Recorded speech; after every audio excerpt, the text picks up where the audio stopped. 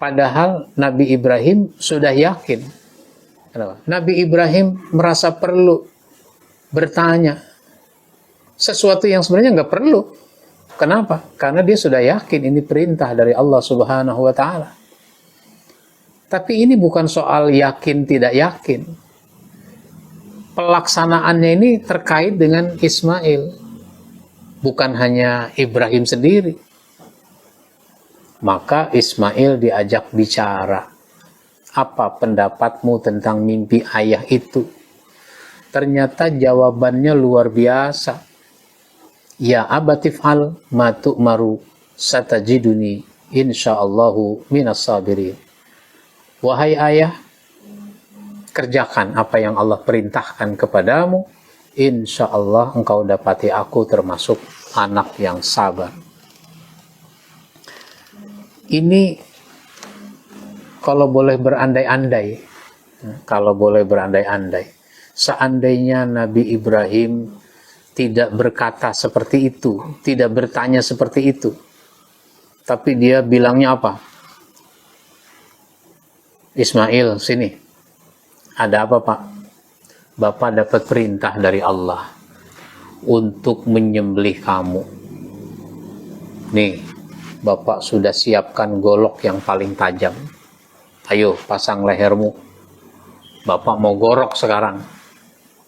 Kalau ngomongnya begitu, kira-kira Ismail jawab apa itu? Nah, ini juga kalau boleh berandai-andai. Bisa jadi Ismail tidak mempersilahkan ayahnya untuk menyembelih dirinya. Tapi bisa jadi dia membantah dengan mengatakan, Pak, Bapak ini bukan dapat wahyu. Kalau begini caranya, Bapak namanya kesurupan. Gitu. Ismail diajak ngomong, lalu dia melontarkan pendapat, kerjakan apa yang Allah perintah. Ya itu perintah, itu kerjakan saja. Gak ada masalah dengan saya. Insya Allah saya termasuk anak yang sabar. Nah, cerita ini sekaligus memberi pelajaran kepada kita yang ke-13, yaitu tentang memiliki ketajaman hati. Ibrahim punya ketajaman hati.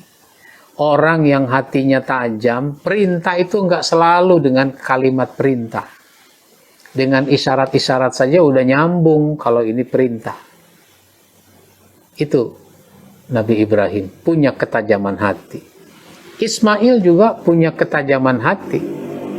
Sehingga dengan cerita saja dia udah nyambung bahwa ini adalah perintah Allah Subhanahu wa Ta'ala. Sehingga dua-duanya siap melaksanakan perintah itu karena hatinya tajam. Nah, oleh karenanya kita ini harus mengasah hati kita supaya tajam. Kalau sudah tajam, perintah dan larangan itu tidak selalu harus dengan kalimat perintah. Isyarat saja sudah nyambung. Nah, sekarang banyak orang hatinya tumpul, nggak nyambung itu perintah. Bahkan udah diperintah masih nanya. Ini wajib, harus dikerjakan. Masih nanya, ini wajibnya wajib ain apa wajib kifayah? Kewajiban tiap orang apa bisa diwakili? Sampai begitu. Jadi, ketajaman hati. Dari mana kalau begitu supaya kita punya ketajaman hati? Ya, kita bisa belajar dari generasi terdahulu. Kita bisa belajar dari para nabi, kita belajar dari para sahabat. Bagaimana mereka punya ketajaman hati. Sehingga terasah jiwa kita dengan kisah-kisah pada masa lalu itu. Yang ke-14, Nabi Ibrahim itu di dalam perjuangannya dia menyentuh logika. Jadi dia mau mengajak orang untuk berpikir, menyentuh logika. Maka menghancurkan berhala, biar supaya berhala-berhala itu hancur, itu bukan targetnya. Bukan target. targetnya adalah supaya orang mau berpikir tentang penyimpangan yang dilakukan. Maka ketika dia ditangkap, dia disidang, kan dituduh dia, apa betul engkau yang menghancurkan berhala-berhala ini? Tuan-tuan kenapa menuduh saya? Saya malah curiga nih sama berhala yang besar ini. Jangan-jangan dia pelakunya. Buktinya, barang buktinya ada tuh. Kalau bahasa sekarang barang bukti. Itu, kampak yang digunakan masih digantung di lehernya. Jadi, saya malah curiga sama dia. Baiknya kita tanya dia tuh. Ibrahim, nggak mungkin kita tanya sama dia, karena dia tidak bisa bergerak, dia nggak bisa bicara, dia nggak bisa melakukan apa-apa. Lah kalau tuan-tuan menyadari dia nggak bisa melakukan apa-apa, kenapa tuan-tuan menyembahnya? Tuan-tuan minta pertolongan kepadanya.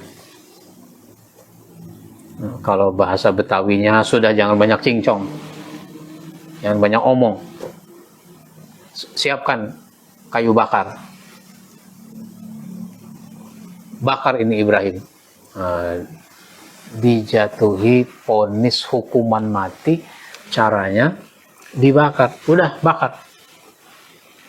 Ya, dibakar betul. Jadi, ini adalah contoh bagaimana Ibrahim menyentuh logika orang. Supaya orang mau berpikir.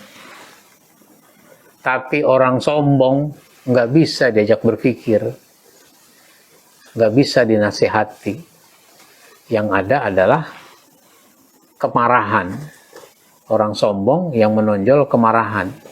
Maka Raja Namrus marah. Sehingga divonis hukuman mati buat Ibrahim.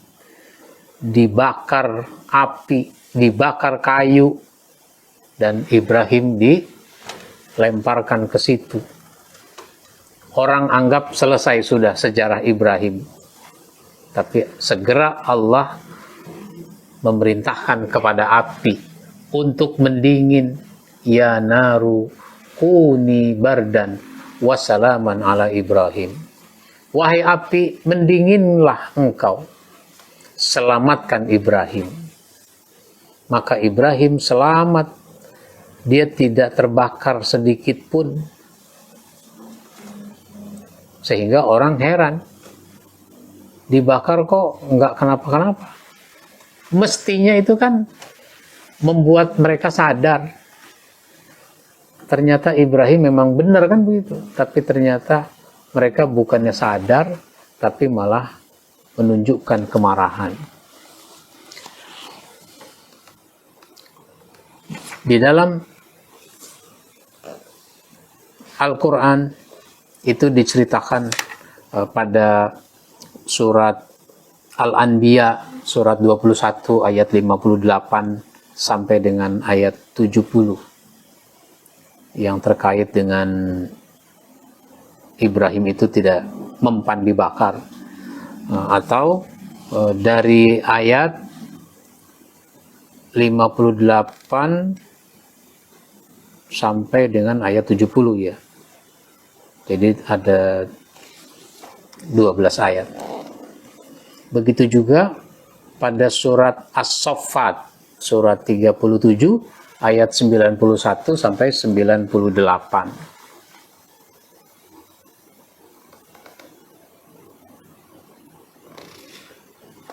Terus pada ayat 258 dari surat Al-Baqarah. Apakah kamu tidak memperhatikan orang yang mendebat Ibrahim tentang Tuhannya? Karena Allah telah memberikan kepada orang itu pemerintahan atau kekuasaan. Ketika Ibrahim mengatakan, Tuhanku ialah yang menghidupkan dan mematikan. Orang itu berkata, saya dapat menghidupkan dan mematikan. Ibrahim berkata, sesungguhnya Allah menerbitkan matahari dari timur, maka terbitkanlah dia dari barat. Lalu heran, terdiamlah orang kafir itu. Dan Allah tidak memberi petunjuk kepada orang yang zalim.